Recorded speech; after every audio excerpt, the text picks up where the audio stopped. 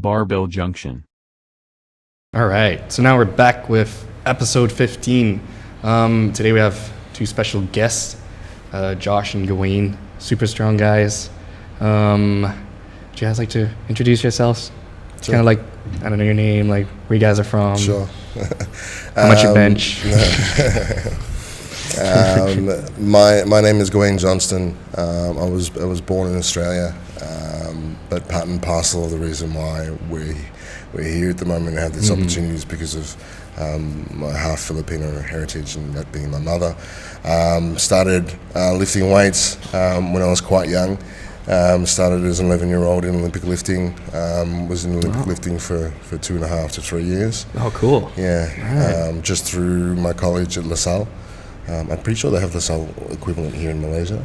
What is that? La Salle, high school. High school. I don't know actually. Like probably not. Well, I might be mistaken. But I don't know. So they're a Christian, a Catholic school that's all around the world. Oh right, yeah, probably. There'll be something equivalent. I'm sure. I think so. Yeah, most likely. So started weightlifting with them, and then got into just, didn't do anything for quite a while. Right.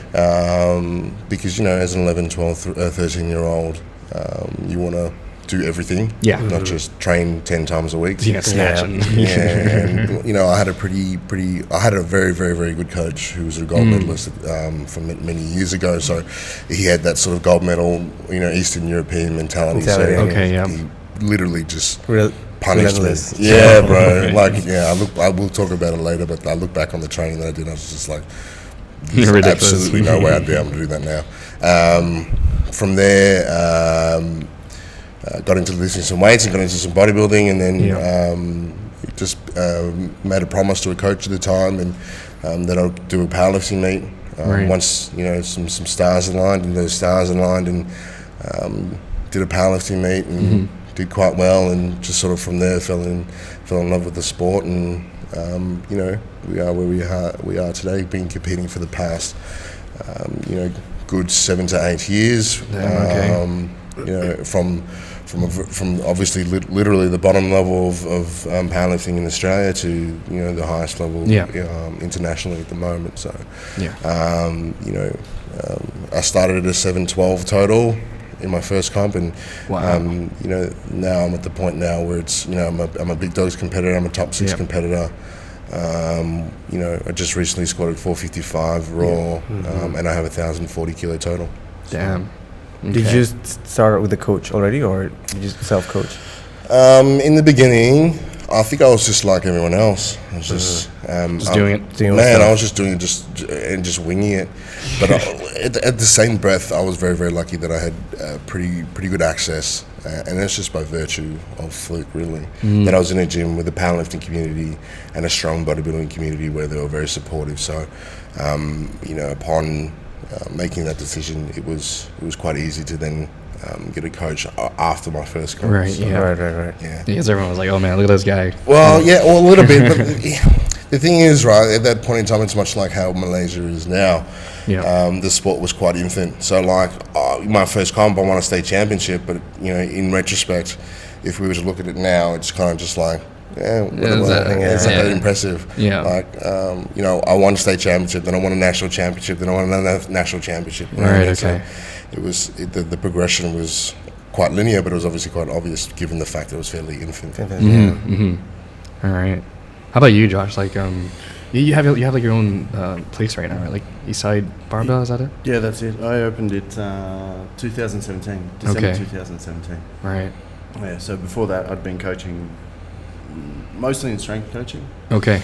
And sort of fell into bodybuilding, and then as I got a bit over the bodybuilding scene, I started to just focus more on strength.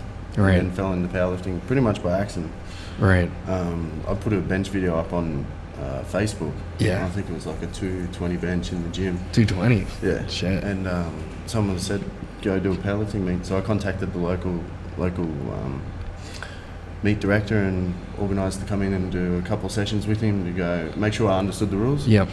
And then I think on my second bench attempt, I broke the Australian record that some for a few years. Damn. Okay. Well, so this is just your first time competing, and that was it. Yeah, I was just because I'd always trained to be strong and Right. Okay.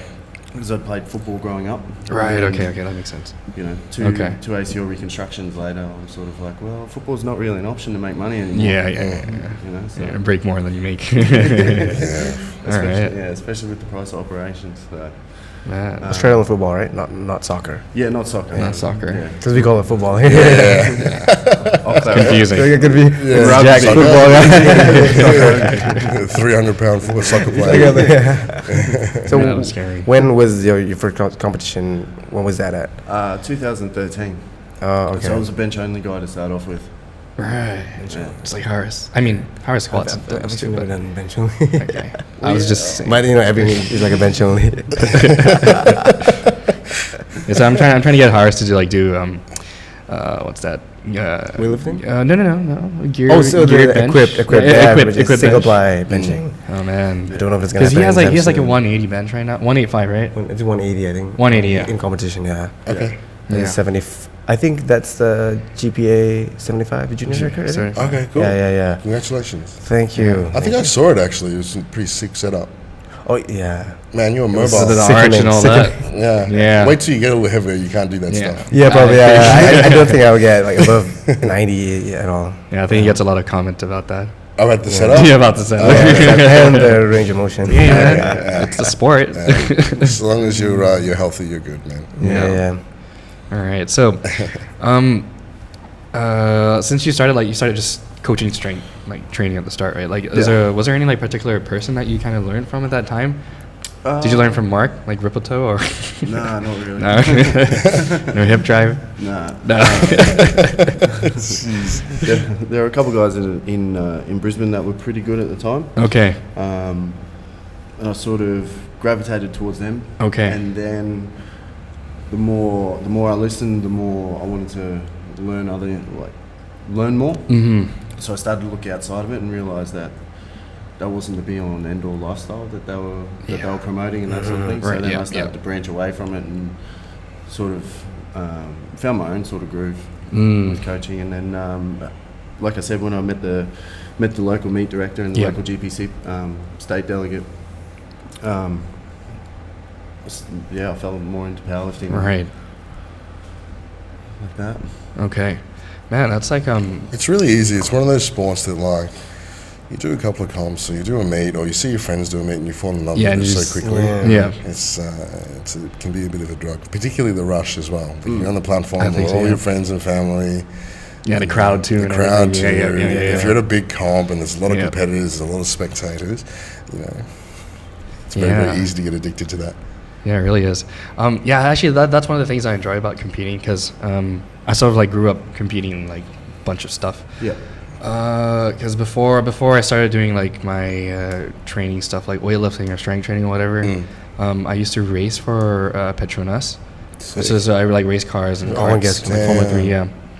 Yeah. So grew up being competitive, and then it's really expensive to race. 100%. Yeah. So it's it's probably a bit cheaper for barbell weights. Yeah, that's kind of how I got into it. It's a bit of a longer story, but that's probably for another podcast. So did you train for that as well, for racing? Yeah, it's more. There's more cardio training for that. Of course, yeah. Yeah. So we had our own coach. Educate my ignorance. So racing for Persiaran, is that you're racing in a souped up sedan? Or no. There was two. Nah, not F1. Okay. I'll still be there if it was F1. Oh, okay. But no, it was Formula 3. So we had Formula 3. If I remember correctly, it was Formula BMW. Okay. It was one of their own series that they were running. Cool. And after that, I branched off into racing cars, sedans, whatever. Yeah. In Japan. So it was endurance racing. Sick. So how long was a race then? Depends on the track, really, how long the track is. So usually it's 3 or 4 hours. Okay, straight. Yeah. So we change drivers. Oh, okay. But usually, depending on how consistent you are when you're driving, you get to stay out longer. Sure. Yeah, because over time, let's say we make a few mistakes at some corners, those tenths of a second, they build up to a minute or whatever, because it's such a long race. Of course. Yeah. That's why we do a lot of cardio training for it, just so we can maintain our consistency. Yeah. So what sort of cardio training were you doing? Man, It depends. Like we had a lot of like interval type training, and then we had a lot of endurance training, like super long runs and whatnot. Like half marathons. Yeah, I'm not too like I didn't really think much about it because we had a coach. And just like just gonna run, and I'm like okay. Yeah. Yes, coach. Yeah. Yes, I got it. But yeah, plenty of running. It's just running every day. We usually have like an off day on Sunday or something. Yeah. Yeah, but I was really light at that time. I was like for 69 or something. And what are you now? I was skinny. 80. Okay. 80 kilos, 20 yeah. kilos. They encourage that? The lightweight? I actually don't know. I think for karting, yes. Like if you're racing go-karts, like it's generally better to be a little bit lighter. Sure. Yeah, but for cars, I'm not too sure really. I was just skinny. Yeah, I didn't really think much about it. I was doing bodybuilding though, but I was just like for fun. Yeah. So yeah, Interesting. Ended up in doing a little bit of CrossFit. And then after that, Nothing's wrong with CrossFit. Yeah, nothing's wrong with it. I'm just laughing because it's hard for me. I hate it. Well, it's hard for you. It's probably harder for us. Yeah. It's just a lot of bad Yeah. CrossFit coaches. Yeah, that's true. And then kind of like started specializing in weightlifting. And that's why I'm here now. Okay. Yeah. Sorry, just to backtrack for a second, just because I'm intrigued. Obviously you did a lot of aerobic training for driving. Yeah. What sort of mental? Do you have any sort of like? Oh, there's plenty of that. So mental stuff, mental prep. Usually, let's say a day before the race, we would start to visualize the track if we've been there before. Yeah. If we haven't, we'll check out like videos of other cars like that's been there, and we just kind of watch like how the track is, and then we sort of like visualize or kind of try to feel it. I don't really know how to explain it. I feel like what it would be like. When you tell me that, I think like the movie Cool Runnings when they were in the bathtub and they're all in the bathtub and they're going. I remember that. Yeah. I remember that one. Yeah. Something like that. Something like that. Not that extreme, but You didn't do that in the bathtub? nah. Not like your egg as well. Yeah. No. But yeah, so that's what we usually do. Sort of like visualize what it would feel like. One of the really strange things that we used to do would be to visualize the time that we would get on a specific lap. It's I don't know, 4 minutes, 35 seconds, 0.5 or whatever, like each time. So let's say you do one lap and then you get 0.4, the next time you get 0.5, that's pretty good because you're consistent within like 1/10. Yeah. Okay, interesting. Stuff like that. There's probably a few more I don't remember anymore. It's really interesting. I guess it's kind of the same towards lifting, like you kind of want to visualize yourself 100%. making it. Yeah, 100%. Yeah. I don't think people make the correlation between all sports and the requisite for having a high level of mental application. Yeah, for sure. In order to be successful. Yeah. Is there any particular reason you asked that question? Like, do you have like some type of mental training you do for it? I mean, yeah, it's one of the questions that I consistently get asked, and particularly I'm curious given the fact that I guess that sport is fairly obscure to what our niche is at the moment. Yeah. And I don't know, just the way you spoke about it, you can make the easy connection between the two. And there's obviously such an obvious requisite between all sports and sort of your upper level and things like that from the mental side of things. People overcomplicate it. So there's actually another one that he's been competitive in. What's that? Gaming, right? Oh yeah. Yeah, me too. Yeah, Me too. When I was younger, what game were you playing? Oh man, dude, I played Man, is this like a gaming podcast? We could go for hours on this. I started playing Counter-Strike. Yes. Yeah. Yes. 1.5, 1.6 days. 1.6. Okay. 1.6. Okay. Yeah. 1.5 was a little bit early for me. Okay. Yeah. I think I was still like messing around in Half-Life at that time. A little bit of Halo at that time too. Halo was pretty big. Yeah. Branched off into Dota. Do you know Dota? Yeah, Dota. Yeah. So I've been playing Dota since I was like 13 or 12. Competitively still? No. Because at that time there was no scene in Malaysia. Yeah. Right. So it was kind of just between us and like the local Malaysian cafe? community. Yeah. Because we have stuff like called MIRC, like you connect directly to. Merc, Yeah. So that's what we used last time. Yeah. Man, that industry's exploded. Like when I was just in Manila not long ago, and they were advertising their huge Dota 2 competition. Oh yeah, bro. First prize was 10 million. Yeah, it's crazy. You can bet on it too. Yeah, and you can gamble on it and stuff. All the players are hooked in with like female models and stuff like that. It's crazy. Dude. This is the international?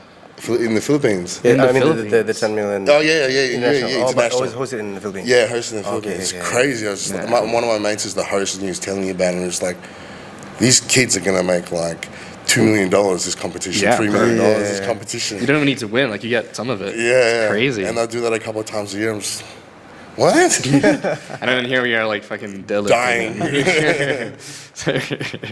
Yeah. But obviously, just like the Formula 3. Formula 3, or car racing, there's a high level, obviously at that level. There mental is, training for sure. Yeah. So, what is there anything that you do specifically for like your, I don't know, let's say you're prepping for like a big PR, like 460 squat or something. Yeah. How do you visualize? Like you visualize, or do you try to like visualize and feel the weight, or is it more of a feeling kind of thing? No, it's for me. If we're talking training, I'm not really. I'm kind of just in the moment. I may have, particularly if we're talking specific about training, I'm probably just queuing a couple of things that I may have been trying to work on. For the period of time leading up to that. Right. But I think people neglect the fact that it's when we get to a competition sort of side of things that it's competition versus training. And what I mean by that is that it's competition time. Yeah. I shouldn't necessarily be thinking about, I've got to flex my knees out, I've got to keep my chin up, because I should have trained myself to be in a position where I just shut off. Oh man, that's nice. Like for you, for Formula 3, like turn 6 left, turn 7 right, and not think. Yeah, I'm not going to think about like how to angle it and how I'm supposed to go into it. Yeah. That's very true, actually. That's one thing that I saw a lot. I've seen a lot, like coaches when they're coaching athletes, right? They're starting to like cue them and like trying to. It's too late. Yeah, it's too much, late, brother. Just do it. unless it's like something glaringly obvious and like they've worked on, or could be whatever it is. It's just a bit of reaffirmation. Yeah, just to remember. I get it, but like it's too freaking late. You should have been doing this. What have you been doing for 12 weeks? 14 I know. weeks? Yeah. So this is where I come to like a bit of a sensitive topic, right? Like, so do you think usually coaches, when they do this, when they do stuff like that at a meet, is it because they're kind of insecure about how their athlete's performing? Right, they kind of feel like they need them to be perfect so they have a better look for themselves. There's probably an element of it. There's probably an element of it. I think I know what you want to say. Yeah. There's probably an element of it. There is a massive, particularly in powerlifting, there is a massive over-coaching culture I agree. of this sort of thing. So, and this is obviously just my opinion, we should be teaching athletes and educating athletes to get through a training cycle, or training cycles, micro, macro, and then just kind of let them go, and we should be educating them. Obviously, given the fact if they're not a beginner, just let them go and execute the plan. We shouldn't have to be, if they're done a couple of comps, we shouldn't be going, keep your chin back, keep your chest up, don't forget this, don't forget that. It's too complicated. It's too complicated for me. I personally feel that you're never going to be able to think about or even feel it while you're out there on the platform, like doing the lift. You're just going to try to lift it. That's it. Yeah, exactly. Well, you should be trained to. And if it's one little thing, it's just like, gee, man, just don't forget your knees out. All right, let's go. All right, yeah. Joshy? You have any opinions on that? You seem like you do. No, similar opinion, just a wee bit more aggressive. I'm trying to keep it neutral because I tend to get a little bit a little emotional. It depends on the experience of the lifter as well. But what I've found is generally with the beginner lifter, they need that. They over. What's the word I'm looking for? They think they're a little bit better than what they actually are. Oh, okay. Okay, yeah. I know what you mean, I want to go up 10, and it's like, bro, you're going to get buried with 2.5 on your back. Yeah. You know what I mean? So that's where I've butted heads with a few of my clients in the past over that sort of stuff, where it's like, I want to try this way. And I'm like, that's not the plan. They're like, no, I want to try it. I'm like, all right, try it and let's see who's right. Let's see who's right. Right, cool. You can get pinned at the bottom. Find your way out. If you fail, it's on you. If he dies, he dies. But if you get it, it makes me look good. So that's good, you take the credit. What's going to make me look good? Yeah. But by overcoaching, do you mean coaches are, like, they feel they always need to have the answer for everything? Or No. Like coaches, if they don't have the answer, then they just try to come up with something just to answer the clients. At competitions, it looks a little bit more like hurrah. I mean, like a little bit of showmanship from the coaching and that sort of stuff. I find that stuff a little bit of a waste of time. Yeah, okay, yeah, I agree. Particularly because there's a lot of clients who don't respond well to that sort of in-your-face, over-the-top aggression. Right. Whereas what I've found with a lot of my guys is all the work we do in the gym, by the time we get to the platform, I don't need to talk. Autopilot, right? I don't need to yell at you. I don't need to talk shit. So yeah, you already know. Unless you need to rev them up. Unless I need to rev them up. Unless they're like, oh man, I'm really tired today. What the hell? You got a competition? Yeah. I agree. Particularly like in Australia, there are a few coaches that carry on like that. And I just look at it like it's just a waste of time and energy. Well, is it because they feel like as a coach, they need to do something? I think it's a throwback to powerlifting of yesteryear. You know what I mean? Like the West Side. West Side, yeah. You know what I mean? Like, nothing against West Side, but you know, that over-the-top aggressive, we're powerlifters headbutt a bar. It's like, man, if you headbutt a bar, what's going to happen? I know. Knock yourself out. Probably, yeah. Why would you do Why would you headbutt a bar? Why would you do that before you go to try and execute a lift correctly? Yeah. So I just normally laugh at guys like that. Okay. So you guys are more of the calm type when you get out? I've become, well, sort of. This is great. I'm going to let you answer this yourself. I'm a calm, Oh, you wanted the headbutters before? No. I'm a calm coach until it normally comes to deadlifts, where we've got to try and get a little bit more. Okay. I'm like number crunching, and I'm like, oh god. In terms of lifting, I was more of an aggressive lifter when I started. Okay. Now it's slowly, as you become more experienced, it starts to just be like, nah, it's just another complex. Yeah. You'll probably be stronger again next time anyway, so. Yeah. Yeah. Like I was playing the second last competition, I was up until 3 o'clock in the morning of that comp playing PlayStation.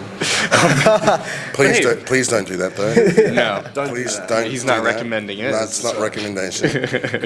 Good lord. I got to the comp and I went, alright, it takes me half an hour to warm my squats up. I did the lifters meeting, I went and had a nap. I slept in the gym and I was just like, I set my alarm on my phone. I said, boys, when my alarm goes off, bring me a pre-workout. I mean, if that makes you feel good, like, I don't know, just spending a night before, just doing whatever you want, I think that's good. Yeah. Everyone has their pre-game ritual. Yeah. I think that's probably a big thing a lot of people forget. Like, doing the stuff that makes you feel good is probably going to make you perform better, right? Compared to being like, nah, it's competition. I gotta like fucking. I gotta eat so much more food. Yeah, I gotta eat. I gotta stay home. Gotta isolate myself, and you're just getting stressed out. Don't change anything. Yeah, don't change it. Yeah. Like, majority of the time I don't sleep too well. Yeah. Okay. So I'll be up around midnight, 1 o'clock, 2 o'clock anyway, either reading or working or playing PlayStation. So I'm sort of like, well, it's just another night for me. Yeah, it's the same thing, right? I've got to go do the same thing that I do every other day. Just in front of more people. Yeah, that's right. Yeah. Cool. To get back to your question, or what you said in regards to coaches not having answers and just answering, I reckon there's definitely a massive element to that as well. There's a lot of truth in that, and you know, we were having this conversation with you know, promoters and people within the sport, and it's just like, you know, they were asking questions around the influx of coaches within powerlifting specifically, right? And you know, and who are these people? Yeah, and what sort of experience and, you know, qualifications? These are like self-proclaimed Instagram. Exactly right. And it's just like, you know, it's the same with bodybuilding. It's probably the same with strongman, things like that as well. I'd hate to think it was the same with Olympic lifting. It probably is. It probably is, right? You know, particularly given the fact that there's a huge CrossFit population as well. Yeah, for sure. Yeah. There is a lot, and I'm talking like in the 90% range of people, coaches, that are coaches. Yeah. Who do not know what they're doing. Yeah. Right. That, you know, arguably do not have the justified experience and things like that. And on the back of that, you know, they're giving information to clients on the day, and they don't really know what the answer is, but they'll just say something. Or a client will have a question in regards to training, recovery, nutrition, whatever it may be, mental side of things. Yeah. And they actually don't know that. You just say it. You know what I mean? It's just like, visualize an apple and visualize an apple. 10 kilos. And I've kind of gotten to this point, like, excuse me, I've kind of got to this point in powerlifting specifically, and where I just typically keep my mouth shut. Yeah. I don't really sort of try to correct anyone anymore. It's just like, well, I've been in this for a long time. If people want to listen, they'll listen. They'll not even that they'll listen. They will ask me. Oh yeah. If you don't want to listen, cool. Yeah, it's fine. I'll keep paying the dude that you're paying, or the female that you're paying, getting the like horrible 1 kilo a advice. year. Well, it's not even the 1 kilo. It's worse because if bro, it's broken. Like people will get hurt. Yeah, know that's what I mean? true. Yeah, And then the problem is, and the idea behind this entire vision was that to put ourselves in a position where we can help and educate people to then pass on the right information down. Yeah. And to others, right? That's what the idea is. Yeah. You know, but people monetize things, and there's a lot of ego involved, unfortunately. So, Yeah, I agree. I think it's like a good and bad thing. That just means like the market's kind of growing, and then we have like a bigger. That's a great thing. Yeah, it's a great thing. But then it's also like it comes with the wannabes and the people who pretend to know what they're talking about. 100%. Yeah, 100%. And look, it's kind of our, like I say our, as in like the population's fault. It's kind of our fault for believing they're crap in the first place. Yeah, that's true. Because it's easier to have someone like spoon feed you stuff and be like, yeah, that's the thing. That's it. Right? Compared to being like, yeah, but like, why does it work that way? Like, why are you explaining why? This? Yeah. Yeah. Usually, most of these coaches are like, just do it. It's fine. Yeah, of course. Yeah. Not this is the function of the female, and it's meant to do this and this and that. Yeah, like the reason why you train this. This sort of stuff. Do you need to have, as a coach, do you think you need to have answers to everything, or do you sometimes just, hey, let's just test this out and see what happens? Bro, it works because it works. Because I've seen it work. Yeah, like the problem is like there's not necessarily one answer for everything. Like it could be, there's so many variables involved. Yeah. And there's also nothing wrong with like saying you don't know. Yeah, I agree. I come from a banking background, you know. Sometimes you don't know the answer to some things, but the idea is for you to put yourself in a position where you can have access to people who do know, who then can provide you that information, and to keep you going, right? It's like refer to someone else. Yeah, it's like, you know, most of the coaches of football team or rugby teams back in Australia, even the NFL. You've got your offensive coach, your defensive coach, you've got your special teams coach, and they've got the assistants. high performance coach. Yeah. So it's sort of like how we, like for example, how I run it is I have X amount of clients, and then one of my other coaches has X amount of clients. Yeah. If we don't know, we refer it out. I've got a couple of doctors that train at the gym as well. Yeah. So I talk to them regularly as well about certain issues, or what does this mean on this MRI report and stuff like that, and then refer it out to people that have that knowledge. You know? Same with therapists. It's like, you know, I believe getting the guys to go see a therapist regularly, as opposed to, oh, my shoulder's sore. Yeah, it's too late. Yeah, it's too late by that point. So I like my guys to stay on top of their recovery. So we have those referral networks as well, where it's like, I'm not a massage therapist, and I'm not going to rub your shoulder. Yeah, man. Get someone else to do that. I'm not going to touch you. No, it's fine. Oh, Josh, I'm not sleeping well.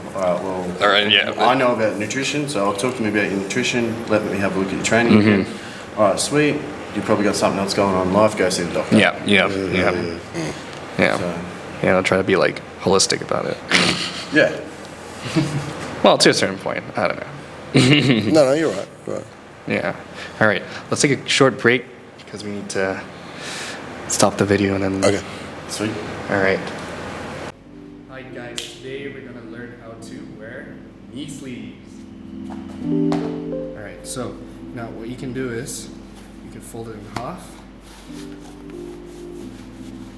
Get it in this way. Make sure you remember where the center of the knee sleeve is. Put your feet in. Get it through. Now pull up that thing the middle way until it's about where your kneecap is, and then pull the top over. And that's it.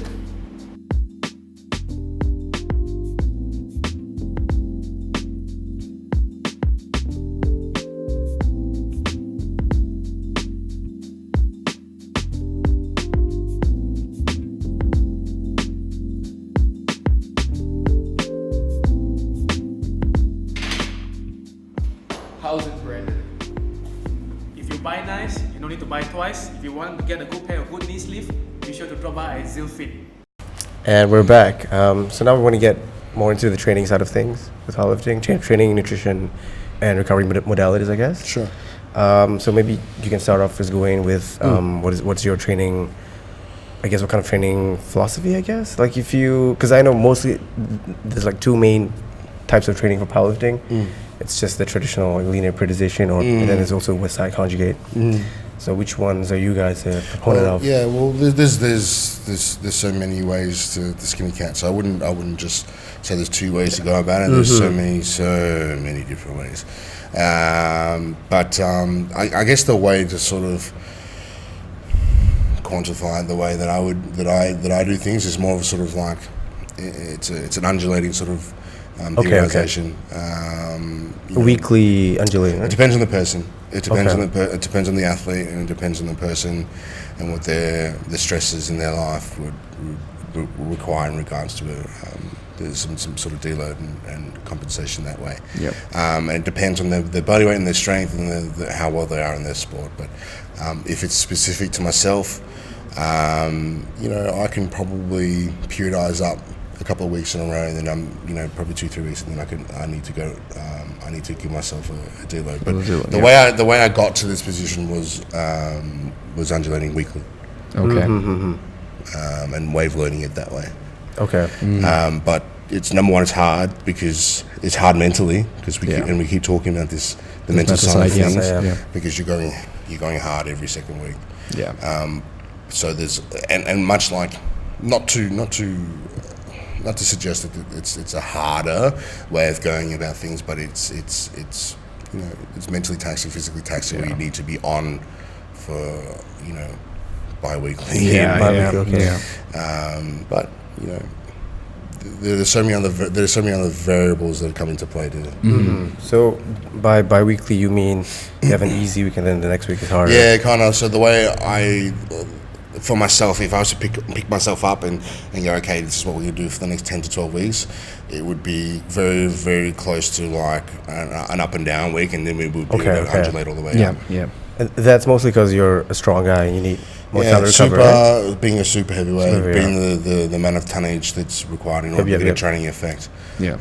Also, given the fact of the amount of stress that I put myself under, given the fact that I'm a banker and that I work full time.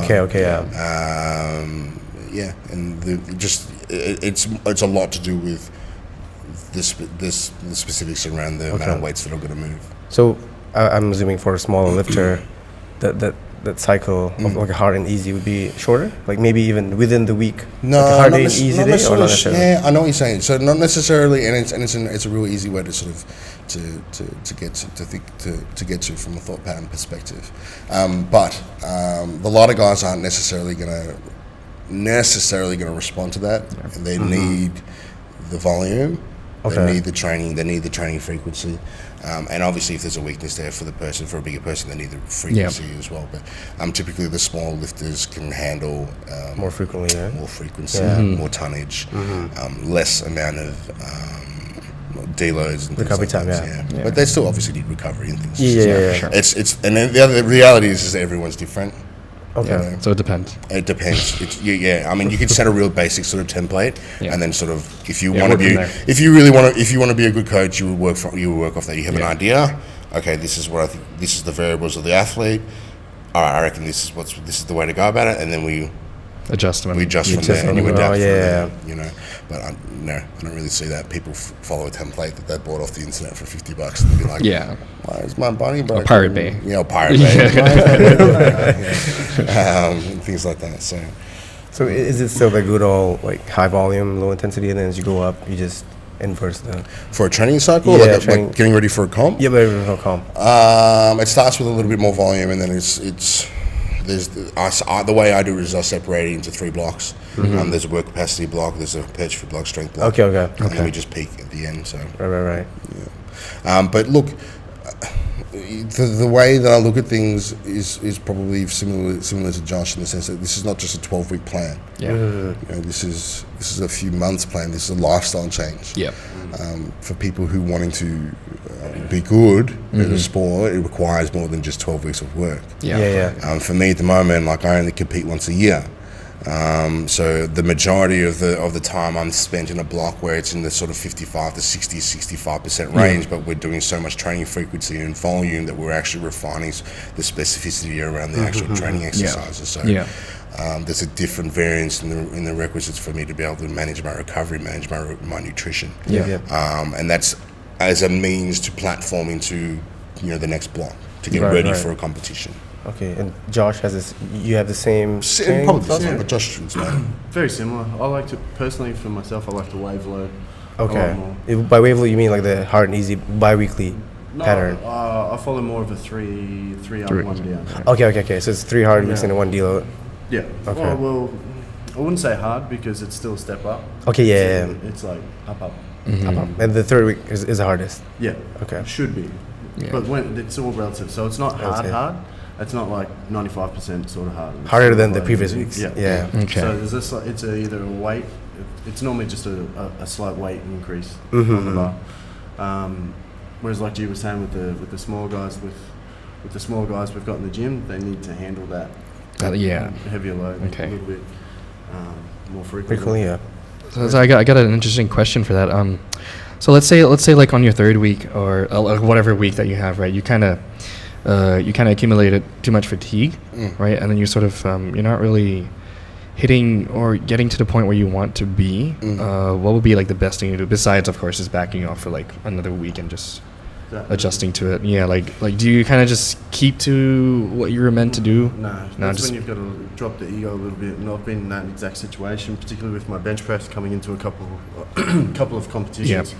So I programmed it higher than what it should have been. Okay. And exactly that example, it was starting to just slow down a lot more than what it should have been for that particular point in the prep. And I was like, I've got to take weight off this. Okay. And you just, that's pretty much what you do. You drop the ego, you reduce the load. Okay. Your body can only handle so much. Yeah. Like your body cannot continue to just periodize in a linear fashion. It just can't. Yeah. You get the newbie gains and things like that, which some of them can. Yeah. But up until what point? Yeah. Up until the point that they break. Yeah. Linear is good for 1 or 2, maybe. Yeah. You know what I mean? Yeah. With a brand new guy. Yeah. I agree. This is like pure linear. Pure linear. Okay. Like no undulating of the training parameters. For a brand new lifter, maybe one or two linear cycles. Yeah. The problem I see with linear is it detrains the athlete towards the end. Yeah, I agree. All of a sudden your athlete's becoming sluggish. It shouldn't be like that. Yeah. So I guess that's kind of like your job as a coach, to kind of like catch that. You notice that, and you're like, all right, let's just forget about that thing. We switch to something else a bit more productive, right? Yeah, and see, I force the break on people a lot. Yeah. You know what I mean? It's good for the brain, good for their mental state. Health. Yeah. Mental health. Yeah. You know what I mean? If they're looking at a training program and it's going up each week, they're going to be oh man, what is coming? This is going to be hell. How am I going to do that? Yeah. Whereas just did 260 last week and 265 now. What? I couldn't walk. Yeah. Whereas I sneak it up a little bit, like their comp best lifts start to become training weights. Yeah, that's cool. Yeah. So we sneak it up a little bit, and before they know it, they're like, "Oh man, hang on, didn't I do this?" And it's like, yeah, it's your sets now. Yeah, that's cool. And what about accessories? How do you guys go about exercise selection? Curls, bro. Is that a big thing? Like, for example, leg squats versus hack squats. Is it that important? I say yes. There probably isn't a big enough emphasis on accessory exercises and how they will actually carry over to the competition list. Okay. Obviously not just necessarily from a direct correlation to the execution of the lift, but also the surrounding issues around it. So being a bigger muscle, from a hypertrophy perspective, even a work capacity perspective, there isn't enough of that. I don't know if it's just powerlifters being lazy. I've seen a lot of like promoted programming where it's very, very, very, very specific, and there's very little accessories. But I would say I would, and my belief is that it's a necessity, and these things can help you with the execution of your lifts, which is what we're here to compete at. Right. Yeah, I would think it would sort of like depend on where you are in your training stage anyway, right? Like, let's say like you're getting closer to your comp, obviously. 100%. And look, I periodize my accessories as well. Okay. Oh, that's cool. And then same with my recovery, same with the food. Okay. And you, Josh? What are your thoughts on accessory? Yeah. I get asked this a lot, particularly when it comes to bench press. Everyone's like, what's the best bench press accessory exercise? Is it floor press? Is it board press? And it's like, where are you failing in the lift? Yeah. You know what I mean? Yeah. There's 3 points. If you fail on your chest, it's either a technical issue or weight's too heavy. If you fail at lockout, your triceps are weak, or it was a technical issue and you misgrooved it. Yeah. You know what I mean? So it's pretty simple then to dictate what to do, right? What to do with the lifter's training. Same with the squat. So I look at it and I go, all right, well, triceps, how much tricep work are you doing? Yeah. And they're like, 3 sets of 8. I'm like, 3 sets of 8? It's like once a week. I'm like, 3 sets of 8 isn't even like the minimum amount of volume you need to grow a set of triceps, to grow and develop your triceps. I'm like, man, like, increase the frequency, increase the reps. Yeah. You know, it's not that taxing. Do them on your bench day or your upper body day. So I'm a massive fan of a lot of like bodybuilding accessory exercises for powerlifters. You know? Because when you look at a powerlifter, it's like, all right, if they've got no rear delt, I'm like, what does the rear delt do for the shoulder? Yeah. You know what I mean? Like, your shoulders aren't going to be stable, particularly if they're a wide grip bencher. Yeah. I'm like, you need to develop the supporting infrastructure. Yeah. Doing more bench press isn't going to help your bench press. Yeah. You know what I mean? Yeah. It'll make your technique better. But at the end of the day, horsepower is going to win. So we need stronger, bigger triceps, rear delts, mid back, upper back. Right. Strong lats to help stabilize. Yeah, you're not going to build your lats benching, right? You know what I mean? So, a little bit, but yeah.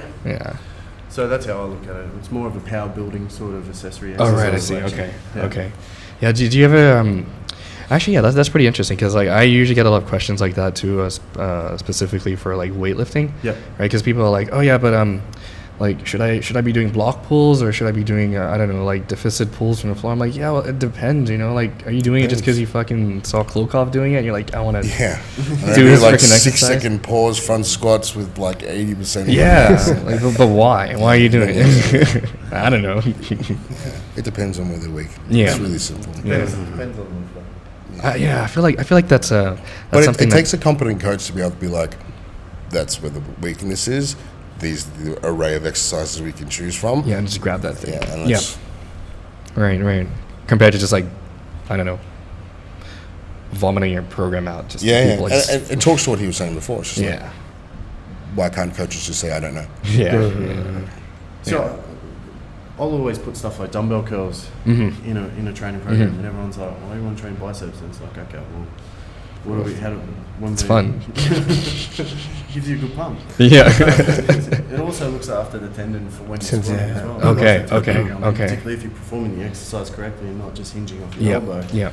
Bring that elbow slightly forward, and you're going to start looking after that tendon. Healthy tendon, no pain during the squat. Yeah. You know, it's just one of those, and what I mean by no pain, it's one of those aspects that also tick off pain-free squatting, you know what I mean? Like, if you're looking after your bicep tendon, plus you're doing a heap of other mobility work, it's not just like bicep curls are going to cure your elbow pain or your shoulder pain when you're squatting. Yeah. It's that one particular component that most people wouldn't be doing that will help.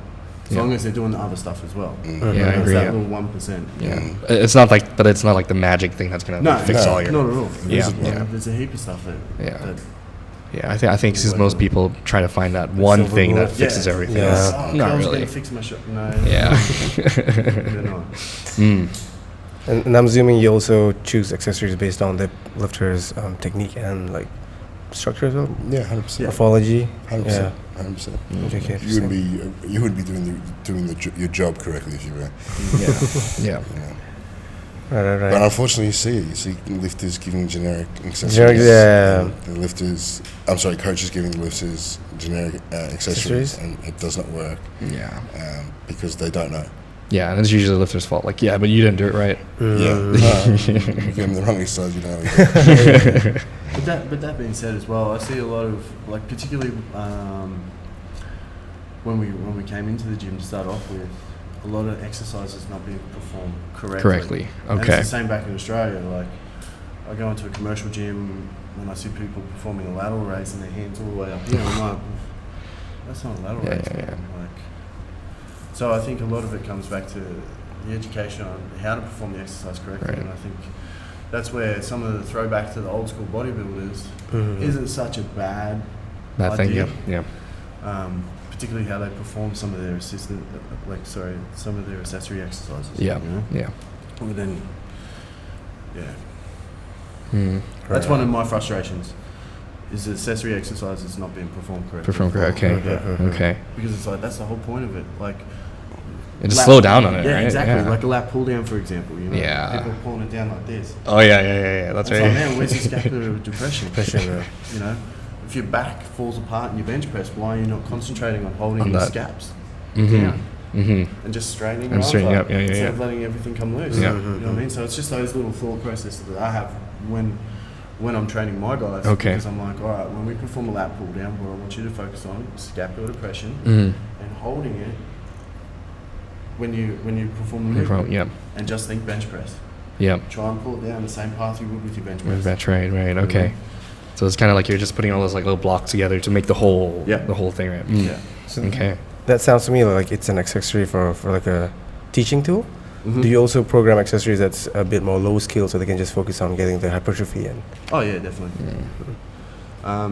Like GVT, like one of the fun things I do is GVT arm training. You know, 10 sets of 10. I probably wouldn't hire you then. I'm kidding. Bicep, triceps. I'm like, here we go. Guess what, boys? On a Friday night, after you deadlift, you got arm training. All right. Can't eat dinner after that.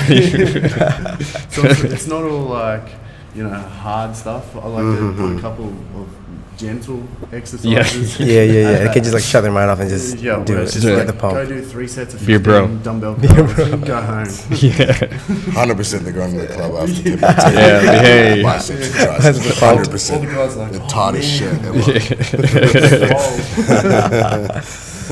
ever. All right, so how does nutrition tie into all this? Like you mentioned, you periodize your nutrition, so Like you mean you go through cycles of bulking, cutting, accumulation? No, like I mean,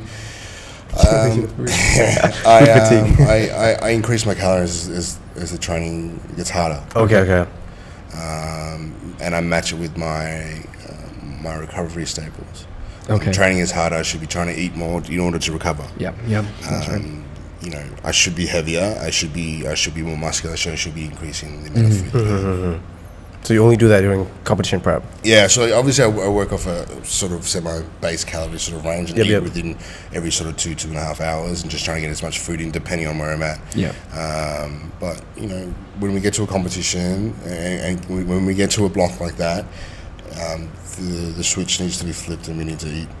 We're going to need to eat. Yeah. But, you know, it needs to match what we're doing.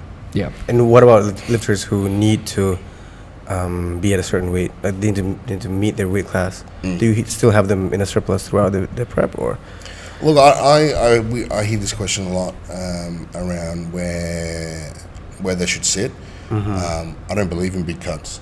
Like you shouldn't be cutting more than 2 to 3 kilos, or you know, a couple % of their body weight, because it just takes too much. I've never ever seen anyone cut kilos of body weight and still perform at what they're projected to perform at, ever.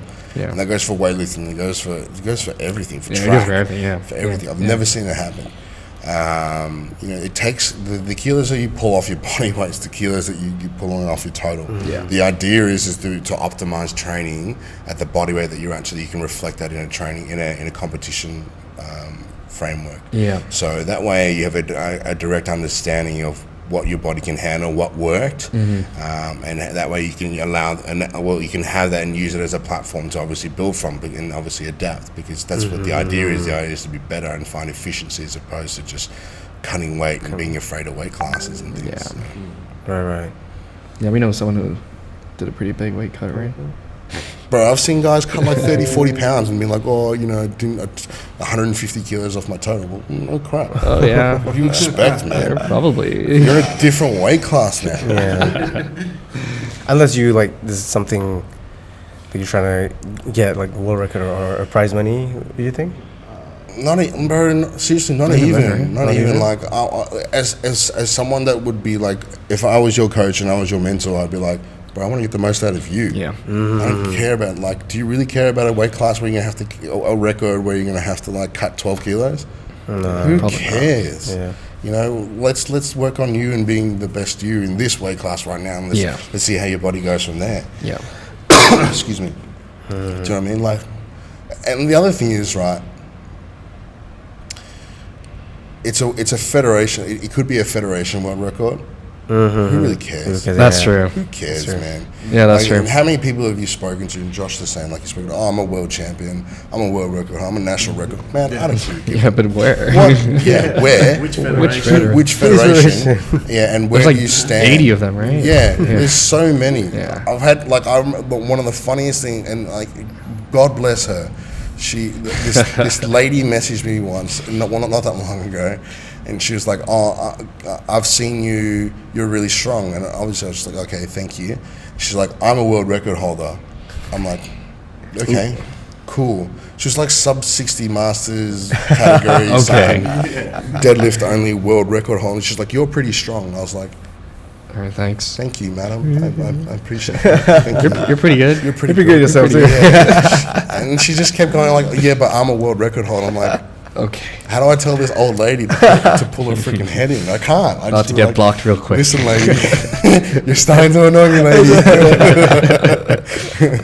But it happens all the time. Like the way I would look at it, and the way that I try to get people to look at it is like, this is your top 10, this is your all-time world record holders. That's what you should be. That's doing. like, yeah, I agree. I don't care about federation. Yeah. Whatever. Yeah. Just be the best. Yeah. Even then, though, like I would be much more impressed, like, to see your progress over time compared to, like, just that one lift that you did and you just, like, disappear into obscurity. And that's the other thing. You can you can botch the system by. It's been so long since I've talked about this sort of thing, where you can. What is it when you kind of just you botch the other lifts for a particular lift? Token lift, yeah. Token lift, Man, you can token lift the others and still get get a work. like, what the? Okay. That's not right. That's like, not right, I don't know how people could be proud of that crap. Yeah. Yeah. To each their own, I guess. Huh? To each their own, I guess. No. We gotta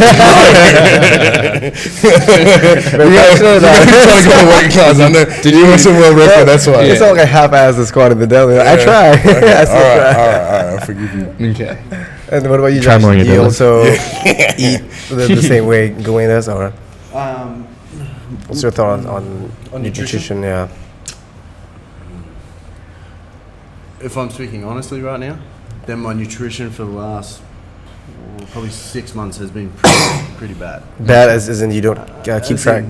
Yeah, Not I haven't counting. been keeping track, haven't been really eating much at all, which is reflective of my body weight as well. Okay. So it's fluctuating between 120 to 116. Okay. Whereas I really needed to be back up around that 125 mark to come in and get what I want next year. So for me, I need to, when I get back, I'll reintroduce my meal plan, start small, like to the point where a couple of days later I'm going to be hungry. Okay. Then I start to increase the calories, normally from carbohydrates. Yeah. Okay. So, in terms of lifters, when I've got, I'll start them slightly above maintenance. Okay. Then as their training volume increases, slowly increase their food. Okay. If they've got to cut weight, then it's an easy point for me to take calories away from them, because a 10% change in their calories will reflect that on the scales. Yeah. You know what I mean? So one of my girls who competed at 56, I think she was weighing like 58 or something like that. And it was just a slight tweak with her carbohydrate intake. Done. Cool. 24-hour weigh-in, bang. Yeah, and she's not stressed out. She's not like, I got a freaking water cut, I got a sauna and all that stuff, right? Because I always get a lot of people ask me, they're like, oh, how do I water cut? And I'm like, you don't. Yeah. I'm like, what are you weighing? They're like, 95. I'm like, guess what you're lifting at? Yeah. 95. Rules is rules in our gym. So how do you do you track like your athletes like weight? Let's say that's not a competition coming anytime soon, but you kind of want them to obviously be putting on some mass, right? Because you want to get stronger. Yeah, we track it all. Okay. Do you track like on a weekly basis or every 2 weeks or? It depends on the individual. So the more diligent lifters will see me weekly. Okay. The ones who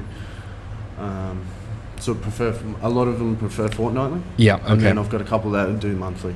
Right. And then Okay. some who just don't care at all. Yeah. You know what I mean? So Okay. with those guys, we'll do their skin folds, Mm. get them on the scales, see how much fat mass they're carrying. Okay. Now, just remember, skin folds are just a general guide. Yeah. You know what I mean? I always say to everyone, go and get a DEXA scan. Yeah.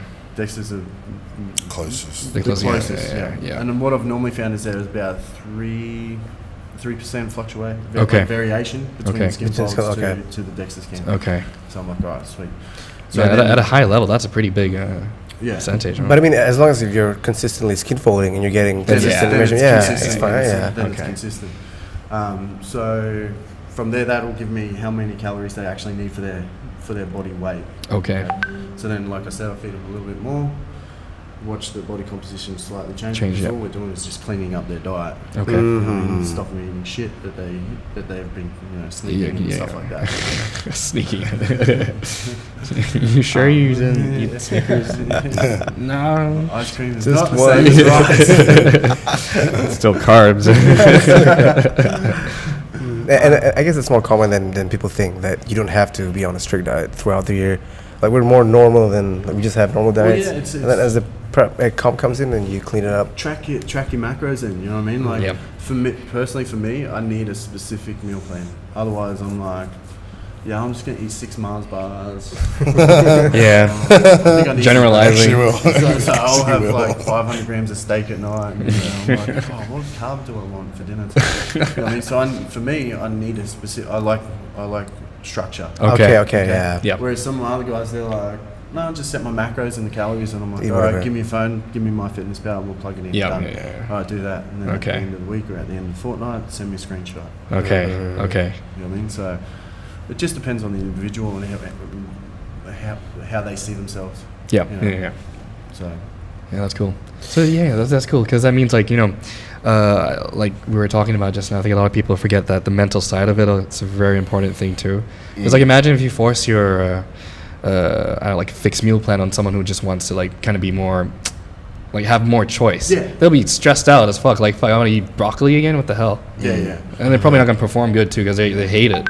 Or they'll quit. Yeah. Oh, they'll quit, Or yeah. they'll just stop. So I don't specify what fruits or vegetable. Well, fruits I do, vegetables I don't. Yeah, okay. I just go, mixed veggies because I've just got a general equation that takes the average of most of the popular choices of vegetables, and Yep. that's what I use in my Okay, spreadsheet. okay. So that way it makes it sort of give them a list of veggies. Mhm. Like, here are the veggies. Here's how many grams of veggies I want you to eat. Yep. Knock your socks off. You pick. I'm not telling you to eat a kilo of broccoli a day because that's junk. I've done that before bodybuilding. And I was like, yuck. There's only so many ways you can cook broccoli to make it edible. Yeah. Yeah. So you guys aren't proponents of specific types of superfoods or like Nah. steak over chicken? Well, if I had a choice and I had I'd choose unlimited, steak. yeah, I would choose Just steak. it tastes better. 100%. Well, from a micronutrient perspective and a bang for buck perspective, you're going to be getting a lot more. Yeah. more Macronutrients. 100%. But Okay. at $30 a kilo versus seven 7 eight. or 9. 7. Yeah. You know what I mean? So it's sort of like, well, Tastes just, better too. Yeah. Yeah. So hard to get steak here though. It's expensive in It is Malaysia. It Really is. expensive. I mean, the good ones at Crazy. least. The Yeah, ones that we it's like import double from. the price. Yeah, from Too Australia. much, It's crazy. man. Actually, yeah. So, since we're on this topic of like nutrition and stuff, what do you think like the biggest difference between like the dietary stuff in Asia in general compared to, let's say, like, I don't know, Australia, America, whatever? Like, just the way people eat here generally is a little bit more different. There's like more eating out just because it's almost the same. Like, it costs almost the same like to cook at home too, unless you're just cooking pretty chicken and cheap. broccoli. Yeah. Yeah. So like you might as well eat out because it's more convenient. Yeah. I mean, look, I think a major difference is that, from what I can see, is that a lot of Australians would prefer to cook their own food. Yeah. They have a better grasp of their nutrition comparatively. I don't think there's the education and the acknowledgement, particularly through Southeast Asia, on how important your performance, or how important nutrition is and how it directly correlates to your performance. The amount of times where I've spoken to people who well, everyone undereats anyway. So particularly here. You know, if you're telling me that you're eating, you know, chicken rice 4 times a day, I can guarantee you that's not enough. That's not enough. Yeah. Unless you're a 50 kilo, 60 kilo lifter. Yeah. So, you know, but like it's just an education. It's just like the technical side of things. It's a foundation, understanding, and why we're here. Yeah. So obviously you help that and enable that for a whole bunch of people. Yeah. That's pretty interesting. I actually thought most of the lifters here are overindulging in food. It's probably overindulging in the wrong food. Macronutrients, because we like the standard of powerlifters here. We don't really have powerlifters who look like bodybuilders, you know what I mean? Like they're just which is why there's a bad rap associated with powerlifting in Malaysia. Like if you do powerlifting, you're gonna lose your physique, you're gonna get fat. Right. But you don't have to be that. If you just clean up your diet, you know what I mean? We'll just understand that you the need food to dictates perform. what you're gonna look how like. you're gonna look. You know? And I think it's just a cultural thing too. Here, food is very, very much like people live to eat. It's so true for Southeast Asia. There's one sign in Manila that I drive past all the time, and it's like, we live to eat. And it's like, that's really freaking different. Yeah, that's true. Yeah, usually you'd be like, what do you want to cook tonight? Here, it's like, where do you want to go eat tonight? Where do you want to go out? It's more of a social thing. Yeah. Okay, cool. And what about recovery modalities?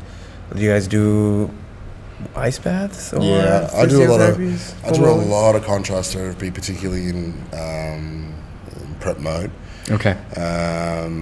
Daily contrast therapy. There's some science to suggest that it can be a little counterproductive. By doing that often in different parts of the training cycle. Okay. But my argument is that if I feel better and I can sleep better, then I'm going to recover better. Yeah. You know, it's not just about getting a training effect. It's about being able to optimize your day-to-day life as well, making the right decisions. Particularly for me, because you know, being a banker, I need to a lot of the time make critical decisions. Yeah, so if I've slept good enough where I can make critical decisions at a high level all day, every day, then fantastic. Yeah, that's good. Yeah. You know, I do a lot of cryo. The gym that I spend a lot of time at training at in Australia, they have a cryo machine. They have their own cryo, which is pretty sick. So typically, how I would structure my recovery is I would finish my session, 3 minutes in the cryo, and then I'd spend 10 to 15 minutes in the treadmill, just get my body weight all the back up, and then back in the cryo. So the cryo gets to like negative 150 degrees, so you get that contrast of therapy and reduction of inflammation that way. Okay. I used to do a lot of cold tub, hot tub, but it just took so long. You know, and it's like what we were talking about before in regards. Unless you have like 2 tubs next to each other. Well, but even then, like, because the way you gotta jump in and out. You know what I mean? And you know, I periodize my recovery as well. It's like if I'm doing 3x3 and it's like, and I'm doing 5s at 380, 390, right? Yeah. And now, what's the recovery going to require if I'm doing a double at 435, 440? Okay. It will require a different sort of recovery and a high level of recovery. So, you know, instead of 3x3, I'm probably going to need like, you know, 6x3, 8x3, whatever it is, right? So there's the time consumption, which needs to be factored in as well. But with the cryo, I can get it done in a couple of minutes. Yeah. Right. Okay. I think I also read something about the ice bath. Getting in the way of, I think, muscular adaptations. Yeah, so that's what I was talking about. So, I mean, at that point of training, you're not really looking to build any more muscle, right? You're just trying. Well, the muscle adaptation, what it's talking to is the inflammation effect of muscle adaptation. But you know, I am trying to build and accumulate whatever sort of muscle tissue I possibly humanly can conjure up. But if I'm taking off 0.0000%, 1%, right? That's with that, and then being like, okay, I can sleep better. I have a better hour, 2 hours sleep. I'm going to take the sleep. That's probably better. You know what I mean? Okay. So then the flow-on effect of that. Yeah. So it's like 1% for like 5% better. Yeah, exactly. Like 1 step forward, 2 steps forward, 1 step back. All right. And you, Josh? Any go-to recovery modalities that you swear by, I guess? Bicep curls. Makes you feel better, eh? No, I get weekly acupuncture, Chinese. Acupuncture, okay. So this isn't dry needling? No, different. So Western dry needling is very rough. You know what I mean? So I think they do it intentionally to make you think that you get a result out of it. It's like, oh, my muscle's sore, so it must be working. Okay. Yeah. Whereas I had some dry needling done here on my shoulder, and I was like, I actually feel pretty good. You know what I mean? So I was like, it wasn't sore the next day, even though I was doing all the twitching stuff. And I was like, man, that's good. So there's an acupuncturist I see back in Brisbane, who studied over in China as well. So that's my weekly go-to. Like, you know, and I've read studies and seen studies that, you know, acupuncture doesn't work and all that. I don't give a shit. Because at the end of the day, I feel good. I get to fall asleep for an hour. I've got needles in my neck, and you know, he treats all the other issues that I've got going on as well. And then this year I did start the contrast therapy, so the pools, so the cold pools to the warm pool. Hot tub. And it was pretty good. You know, like for me, I had a lot of stress going on, a lot of personal stress going on at the time. So for me to step out of work life and to then go and do something, whether it worked or not, but I couldn't care, because it was basically zenning me out. To jump into a pool, you know, even though it was freezing for 3 minutes and then get into the next one. I was like, this is good. This is good space for me to be in. So it's like a positive like stimulation. Because I saw those studies as well, and I was like, man, like, no result or a positive result is a result. Unless it's a negative result, then it's a bad result. So if it's a 0 or a plus, sweet. That's generally what, like, I explain to people too, especially when it comes to stuff like, I don't know, foam rolling, myofascial release, whatever, right? The reason why it works, or the reason why you understand why it works, is probably really important, because like I don't want people walking around thinking like, fuck, like I'm building up like some type of I don't know, fascia stuff around my knee or my ankles or my shoulders or whatever, right? Like you probably are, but then the effects of it is probably not as big as you think it is, right? And especially like the foam rolling part of it too, right? You are most likely not breaking apart anything. Of course not. It's just more that like you do it, you feel better, so you feel better. That's it. So you're like, I'm actually ready to go now. And I'm fine with that. You walk into the gym and you're like, oh, I'm a bit stiff. Just roll a bit, and then if you roll the muscle, you know what I mean? You feel good. You're all right, ready to go. There's this. I recently read a study around myofascial release and foam rolling and things like that, and there's becoming more and more suggestions that foam rolling and myofascial release like that is actually not. It's actually not doing what it's supposed to do. What it's supposed to be. People think it's doing. It's actually not. There's some studies that are suggesting that because you're actually just rolling, and there's obviously the function of you touching that part of the you're area, doing something. You're actually just like waking up receptors and waking up muscles and fibers and things like that. And it's like actually firing and working. Yes, I agree. You're actually not releasing any fascia. I'll be worried if you were. I'll send you to the ER. So don't move. But if it makes you feel better and it's not destructive. Do it. Cool. I just don't like I'm particularly against people who go around and explain it that way. Do you know what I mean? Like that. As if it doesn't do anything way? Or No. In a way that it's like. The fascia. It's like in a way like it's going to break down fascia. It's breaking down your tissues. Like you need that's why you're stiff. Well, they're uneducated. It takes a ton of like direct pressure to break fascia. It's about like 1,000 pounds or more. Than that. So there's that thing. So I just kind of like, I want people to understand like it's making you feel better just because you're doing something to it, right? And it's like a positive feedback from that rolling, whatever. It's like getting a massage, right? So that's why it's making you feel better. You're not actually like fucking, I don't know, breaking yourself apart so you have more mobility. Which is insane. The other thing is, and the most important thing is these things are all amazing tools. I agree. But we need to be educating our people to execute the foundations correctly first, so they put themselves in a position where they are not, directly and particularly also emotionally dependent on having to get fascia release into that. So if your lifting technique is spot on, there's a higher chance that you're actually not going to require that sort of release. But the idea is obviously, what Josh is saying is like still gets it weekly because he wants to keep his body in tip-top shape. And we do it just in case to prevent anything else occurring as a result of that. Even though technique is what it is, we're trying to do it as preventative as opposed to something reactive. I think some people think that they got injured because they didn't foam roll before. It's too late. And then it's not because of the volume and not because of the technique. Yeah. Because oh man, I forgot to foam roll Oh, today. I didn't sleep for 3 days. I'm out drinking. My technique is shit. Yeah. But it's a foam roll. Far out.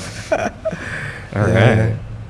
Anything else? No, I think this is a pretty good podcast. We've probably been recording for quite some time now. When are you guys coming back again? Sometime next year. Okay. Yeah. All right. We'll do like a second episode if you guys want to get back. Well, I actually have one more question though. So you guys been here for like a week now? Nearly 2 weeks. 2 weeks, and you've kind of been observing the scene and stuff. Mm-hmm. What's one thing that the community here or the scene here can improve? What the scene can improve? Or just like yeah. They can drop their. I don't know. It could be knowledge. Could be. Yeah, I nearly cursed. They can drop their egos. Yeah. Oh, okay. Yeah. They can drop their egos. Yeah, that's one thing I've seen. That's the biggest thing, because everything else will flourish on the back of that. Yeah, I agree. We need to work together, just like the Philippines, just like Australia, just like all around the world. You drop the ego, we all work together. Everyone, is plentiful. Everyone gets better, and comes more people. Grows. Yeah, more people will be attracted to the sport. Yeah. And think about it as a beginner. If you're walking into a new sport and you're hearing this story and this story and this story, you're gonna be like, you're oh man, like the drama. that's too much. You're like, nah.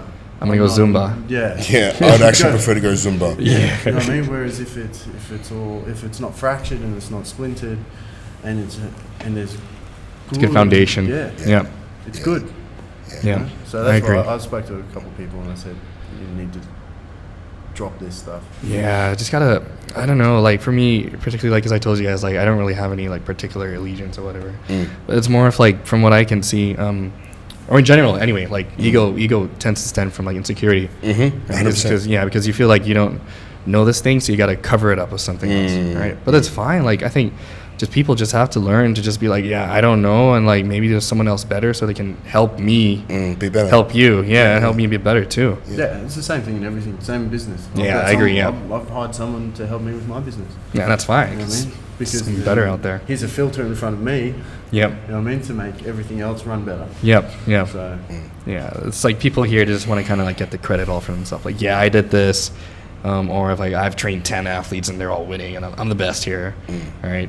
But then like, I don't know, they're kind of winning because they're the only ones in their weight category. Like, that's great. They've cut 6 kilos and they're the only one in that bench press competition. What kind of tag? I don't know what it is. All right. Any other questions? Anything guys you want to touch on or before we end it? Not really. No, I'm good. Yeah, I think we're good. Everything. Okay. I think so. All right. Okay, that ends. so sometime episode March after 15. next year we'll be Next back. year? We'll be back. Yep. Okay. Yep. Another seminar? Yeah. Do one more. With a lot more information. Yeah. Okay, that's cool. Covering a lot more stuff. Okay. All right, that's good. So where can like people like find you on Instagram and stuff, or do you have Facebook, whatever, or probably just Instagram, right? I use both, but I predominantly use Instagram a lot more. Yeah. The handle is 85G unit. 85G unit. Not okay. Gun It, for the love of God. It's G unit. And Has someone called you Gun It? Yeah, it's a joke. You 85 Gun It? Yeah, Gun It. I don't even drive. Like, I'm not a driver. Yeah. Or just search me on Facebook. Okay. Oh, yours is Josh just Tait. Josh Right? Tait. Okay. All right. Okay. Well, that ends episode 15. Awesome. Where can we find you, Harris? What's your In the sauna by the side. sauna? In between the tubs. I don't know. In between the tubs.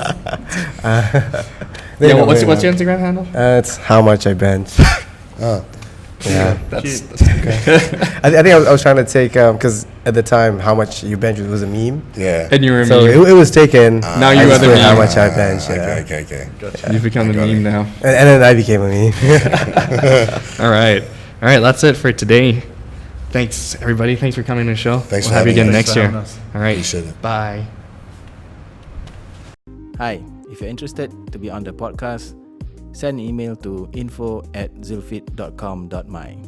Alternatively, you can just give me a call at 012-2000-361. We can talk about anything. If you want to promote your products, if you want to promote yourself, bring it on. See you on the show. Hey guys, thanks for watching the video. Don't forget to subscribe and turn the notifications on. If you like the video, hit the like button and leave a comment. We're also on Spotify, Instagram, and Facebook. The links are in the description. See you guys in the next episode. Bye.